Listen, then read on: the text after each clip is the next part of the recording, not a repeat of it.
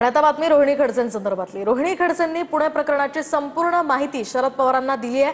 Pune party प्रकरणी रोहिणी खडसेंचे पती प्रांजल खेवरकर हे सध्या न्यायालयीन कोठडीत आहेत। तर विरोधकांना महाराष्ट्रात टार्गेट केलं जात आहे असंही रोहिणी खडसे यावेळी म्हणाल्या।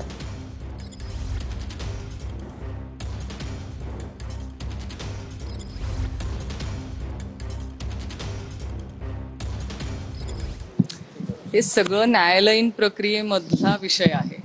तुम्ही मला त्या केसच्या संदर्भात जी न्यायालयामध्ये चर्चा झालेली आहे त्यामध्ये आम्ही आमच्या वकिलांच्या मार्फत योग्य ती भूमिका मांडणारच आहोत। ताई, पण जाणून बुजून तुम्हाला टार्गेट केलं जातं असं वाटते तुम्हाला आता सगळ्या विरोधी पक्षातील नेत्यांना?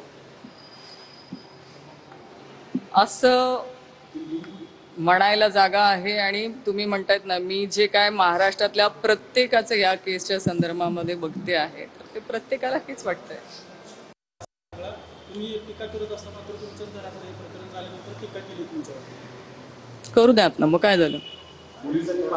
योग्य वेळी प्रत्येकाला उत्तर देणार आहे।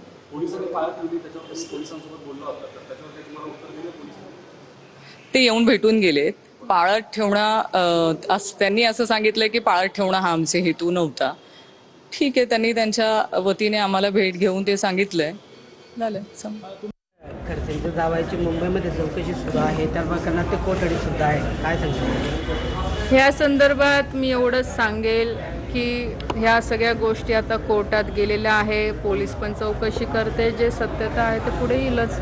या माध्यमातून ताई एकनाथ खडसेंना कुठेतरी टार्गेट केलं जातं असं पण आरोप होतोय। बघा, मी याच्यावर तुम्हाला मी सांगते की मी मागच्या काळातही जिल्ह्यात इथे नव्हते, माझंही अधिवेशन चालू आहे। अनेक केंद्र सरकारचे आता मी मंत्री म्हणून मी पण एक जबाबदार आज पदावर आहे, म्हणून कोणत्याही गोष्टीचं जोपर्यंत सत्यता पुढे येत नाही तोपर्यंत मला नाही वाटत की मी त्याच्यावर कमेंट केली पाहिजे।